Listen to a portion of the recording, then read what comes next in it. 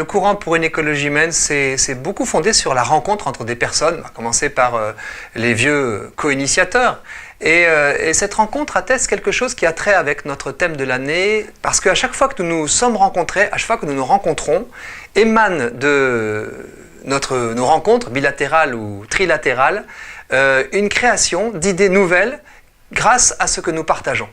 Et là, je voudrais développer un tout petit peu la conscience que j'ai et que nous pouvons avoir ensemble, que nous pouvons travailler, que je dois travailler aussi, de ne pas être un individu autonome, une sorte de créateur hors sol, la façon dont peut-être le romantisme l'a imaginé, d'un poète tout seul qui du fond de son tombeau envoie des vers à je ne sais qui, aux dieux, mais de nous accueillir comme vraiment héritiers de la famille humaine pour transmettre tout ce que nous créons à l'entièreté de la famille humaine, d'autant plus que l'humanité s'est comme resserrée par la mondialisation, la globalisation, sans pour autant, on peut l'espérer, perdre trop de ses racines personnelles, familiales, nationales qui nous nourrissent sans cesse.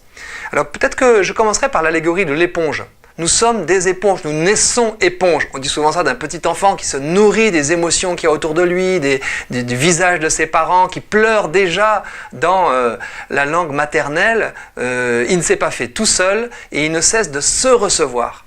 Et il lui est transmis progressivement cette culture et déjà cette musique, ces traditions, ces rites auxquels il va pouvoir contribuer. Et peut-être que nous pourrions faire un petit schéma en nous reconnaissant comme des éponges. Et des éponges notamment les uns des autres. Nous sommes, deuxième allégorie, membres d'un corps. Et moi j'aime bien la fable de La Fontaine, vous connaissez peut-être, où l'estomac, tensé par les membres apparemment plus actifs, bras et jambes, pour ne rien faire que de profiter de la vie, décide de leur couper les vivres et quelque temps après, les bras et les jambes se découvrent soudain impuissants à avancer parce qu'ils découvrent que l'estomac leur a envoyé l'énergie. Voilà, du temps de La Fontaine, c'était déjà connu, la médecine d'aujourd'hui le connaît plus encore, mais cette allégorie du corps nous permet aussi de nous situer nous-mêmes peut-être dans un état de dépendance et notamment sur des questions liées à la création.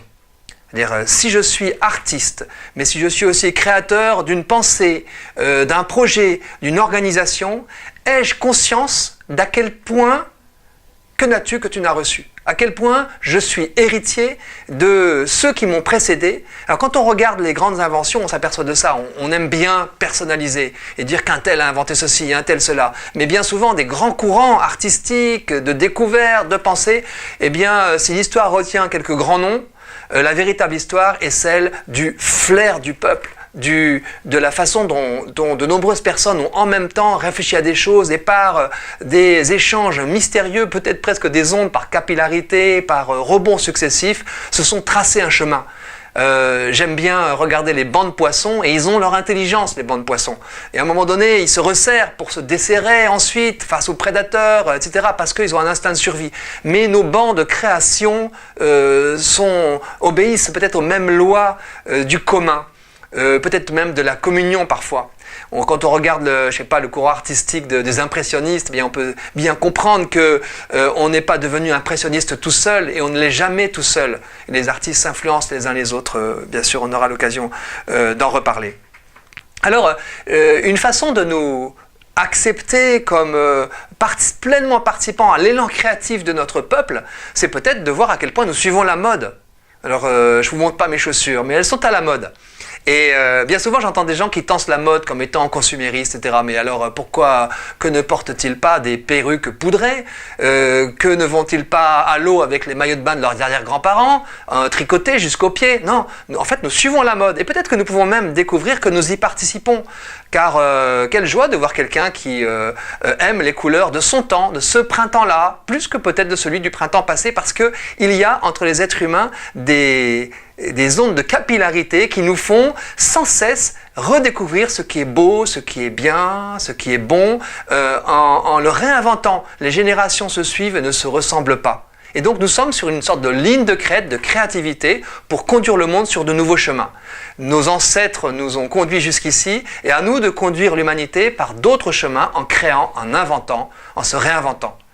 On a tendance, dans un individualisme intégral qui marque notre société, selon les dires de Pierre-Yves Gomez aussi, à peut-être se concevoir comme un individu autonome, libre, hors sol. Et peut-être devrions-nous comprendre à quel point les émotions collectives aussi nous habitent et méritent de nous habiter. Des compassions collectives, des peurs collectives, bien sûr en se gardant de tous les phénomènes que nous connaissons, peut-être en les repérant, le fameux phénomène du bouc émissaire pour s'acharner sur tel, ou des phénomènes de moutons de panurge qui se jettent dans le ravin tous ensemble. Mais au-delà de ce qu'il y a de délétère dans les émotions collectives, ça serait peut-être bien de faire une cartographie, de dire qu'est-ce qui m'influence dans tout ce qui a été créé autour de moi, qu'est-ce qui influence ma propre capacité de créer, d'inventer, de construire. Et on verra que nous sommes tellement dépendants les uns des autres. Pas seulement vitalement pour boire un verre d'eau fraîche, mais aussi dépendants pour les idées que nous portons et qui parfois émergent à différents endroits. Le courant de la bienveillance, par exemple, toute cette réflexion autour de la bienveillance, autour de la vulnérabilité, il émerge de part et d'autre. Et c'est pas pour rien qu'on s'est appelé courant pour une écologie humaine, car les courants se mélangent et chaque couleur donne sa tonalité à l'eau du courant. Alors finalement, moi ce que je nous propose, c'est pour mieux s'inscrire dans cette dynamique de créer et de transmettre, mais dans toute l'humanité, eh bien se dessiner ce que nous avons reçu, et peut-être dessiner ce que nous avons reçu de l'humanité la plus périphérique et la plus lointaine, de telles phrases de telle ou telle personne de l'autre bout du monde où nous avons entendu parler et qui ont changé notre capacité d'agir, notre regard sur les nôtres, notre vie professionnelle, notre vie amicale et familiale, de voir finalement que des cultures lointaines ont déjà contribué à faire ce que nous faisons dans notre démarche de propre création de notre vie et de construction de notre vie professionnelle. Et puis aussi peut-être essayer de voir ce qui vibre déjà aujourd'hui dans la cuisine que nous créons, par exemple, dans les objets que nous fabriquons, dans le discours que nous tenons, de ce qui est dû à des personnalités très lointaines ou à des cultures lointaines, voire proches, à d'autres personnes. Et pour finir, peut-être réfléchir à déjà ce que nous transmettons, de ce que nous avons reçu, pour nous concevoir non pas comme une petite fourmi instinctivement inscrite dans sa fourmilière, mais comme une personne reliée à d'autres personnes et qui par, je l'ai dit plusieurs fois, capillarité est profondément influencée et influençante pour construire le monde.